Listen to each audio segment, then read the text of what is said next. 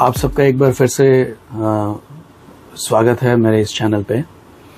और आज हम जो बात करने जा रहे हैं वो है कर्नाटक के आज के जो रिजल्ट्स आए हैं उसके बारे में। और उसमें जो कांग्रेस जो है वो काफ़ी बढ़त लेके आगे निकल गई है और बीजेपी बहुत दूर है उससे, और जेडीएस जो है वो तो अब 20 के नीचे आ गई है। तो ये जो इलेक्शन के रिजल्ट्स आए हैं तो मैंने सोचा कि इसका एक हम क्विक एक रिव्यू कर लेते हैं कि ऐसा क्यों हो गया। क्योंकि हम जैसे देख रहे थे कि आखिरी के जो लम्हे चल रहे थे उसमें हमने देखा कि बजरंगबली और प्रधानमंत्री श्री नरेंद्र मोदी ये सारे लोग उसमें इतने ताकत लगा के चल रहे थे, तो ऐसे ही लग रहा था कि इस बार तो तय है इनका जीत जाना और बीजेपी काफी अच्छा करेगी, ऐसे तो लग ही रहा था। और ऐसे भी लग रहा था साथ में कि शुरुआत से जो बात चल रही थी कि इस बार कांग्रेस काफी अच्छा करने वाली है और शायद आसानी से जीत भी जाए, थोड़ी बहुत उसको जरूरत पड़े तो वो जेडीएस थी उधर। लेकिन ऐसा था कि इतना कॉन्फिडेंस तो था ही कि कांग्रेस को किसी की जरूरत नहीं पड़ेगी। उसमें ये बजरंगबली वाला इशू आ गया और उसके बाद पोलराइजेशन करने की कोशिश शुरू की, हिंदू वोट्स और मुस्लिम वोट्स और ये वो सब करना शुरू किया। लेकिन ये जो सब हुआ उसमें एक चीज का जो पूरी की पूरी जो बात है वो नजरअंदाज हो गई, और वो ये थी कि सरकार का परफॉर्मेंस। ये वाली जो सरकार थी जिसके जो चीफ मिनिस्टर थे, मुखिया थे, वो बोम्मई राज काफी वीक किस्म के चीफ मिनिस्टर थे और करप्शन बहुत ऊपर था, करप्शन का लेवल बहुत ज्यादा था, इसलिए उनको 40% बुलाया जाता था। तो ये काफी जो बातें थी जो वो शायद नजरअंदाज हो गई है बीजेपी के द्वारा। दूसरी बहुत ही इंपॉर्टेंट बात है जो मुझे हमेशा से ऐसा लगता है कि लोग जो हैं वो टॉपल्ड की हुई सरकार को, गिराई हुई सरकार के बाद जो नई सरकार बनती है वो कभी भी जीतती नहीं है अगर उसका लीडर जो मतलब यानी कि लोकल लीडर मजबूत ना हो और बहुत स्ट्रांग हो और वो काम करता हो, उसने कुछ काम करके दिखाया हो। अगर ये दो चीज अगर नहीं होगी तो गिरा के नई जो सरकार बनाई है वो नई सरकार के वापस आने के चांसेस नहीं होते हैं। क्योंकि पहले ही लोग ये समझते हैं कि भाई वो तो बुरे थे, आप भी उससे कोई अच्छे नहीं हो, आप भी वही कर रहे हो, तो आपको एक सिंपैथी का जो एक एलिमेंट होता है वो भी आपको नहीं मिलता। ठीक है, तो ये जो चीज है ये इनके खिलाफ चली गई है। लिंगायत कम्युनिटी के साथ जो भी कुछ हो रहा है, जो भी प्रधानमंत्री जी ने नया इंजीनियरिंग, वहाँ का जो सोशल इंजीनियरिंग करने की जो कोशिश की है और वो कोशिश में वो सफल नहीं हुए हैं, क्योंकि वहाँ के जो मेन लीडर हैं, जो मुख्य वहाँ पर जो भाजपा का जो बेस है वो है येदियुरप्पा। अगर वो नाराज हैं, अगर उनको अगर इग्नोर किया जा रहा है, भले ही वो कुछ बोले नहीं, भले ही वो साथ में चलते रहे, क्योंकि उनको भी लालच थी, उनके अपने बेटे को सेट करना था, तो उनकी भी कुछ मजबूरियां थी, उनको सेंटर में ले गए, स्टेट से हटा दिया। तो ये भी एक इशू है। जो वहाँ की जो कम्युनिटी है लिंगायत, वो काफी इन्फ्लुएंशियल है, उन्होंने भी देखा है कि भाई ये तो गड़बड़ है। दूसरी जो मुख्य बात थी वो थी कांग्रेस।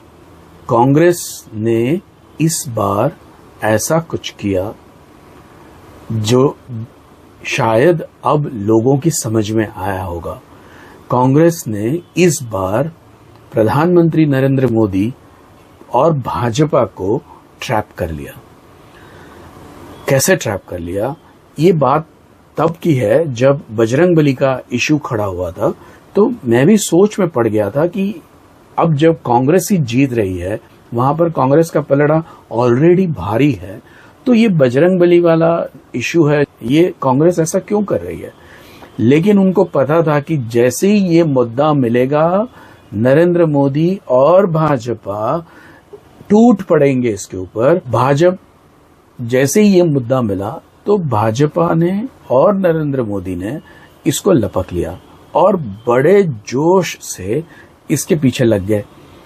अगले 10 दिन सारी बातें जो थी, सारी प्रॉमिसेस थी, सारी डेवलपमेंट की बातें थी, वो सारी बाजू में रह गई। दूसरी एक बात मैं आपको खास बताऊं कि जो भी डेवलपमेंट के काम हुए हैं वहां पर वो सेंट्रल गवर्नमेंट की तरफ से हुए हैं, स्टेट गवर्नमेंट का उसमें कोई बड़ा रोल नहीं था। हाँ, ये था कि डबल इंजन की सरकार थी, केंद्र में और राज्य में एक ही सरकार थी, तो जो राज्य की सरकार थी वो केंद्र की जितनी पॉलिसीज हैं वो बराबर से इम्प्लीमेंट कर रही थी। तो ये सारी जो बातें हुई उसमें नरेंद्र मोदी और भाजपा मुझे ऐसे लग रहा है कि ट्रैप हो गए, क्योंकि इसके अलावा और कोई रीजन नहीं है। जबकि कांग्रेस को पूरा पता था, कांग्रेस बहुत कॉन्फिडेंट थी कि वो जीत रहे हैं वहां पर।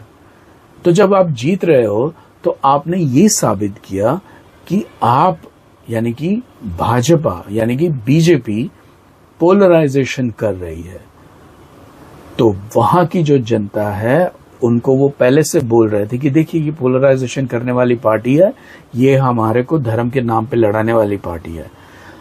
ये बात उन्होंने पिछले लास्ट के 10 दिन के अंदर उठा के भाजपा की हार के ऊपर अपना सिक्का लगवा दिया।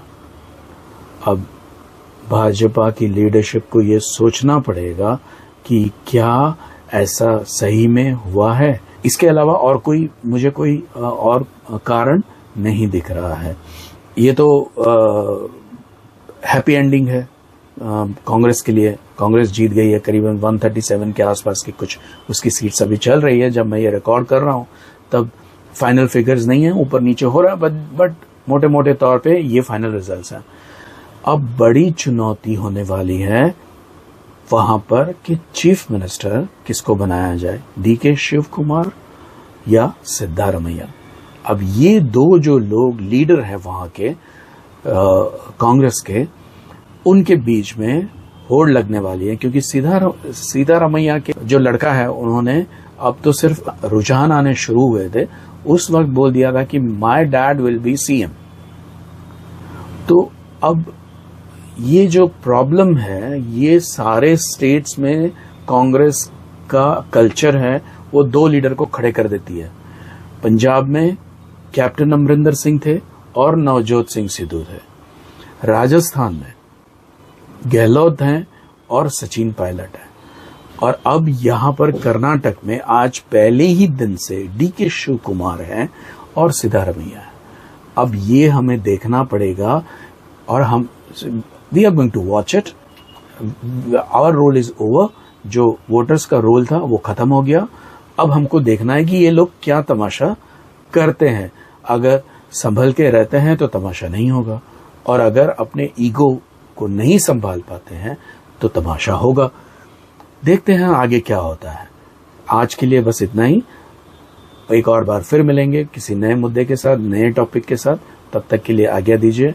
नमस्कार, जय हिंद, वंदे मातरम।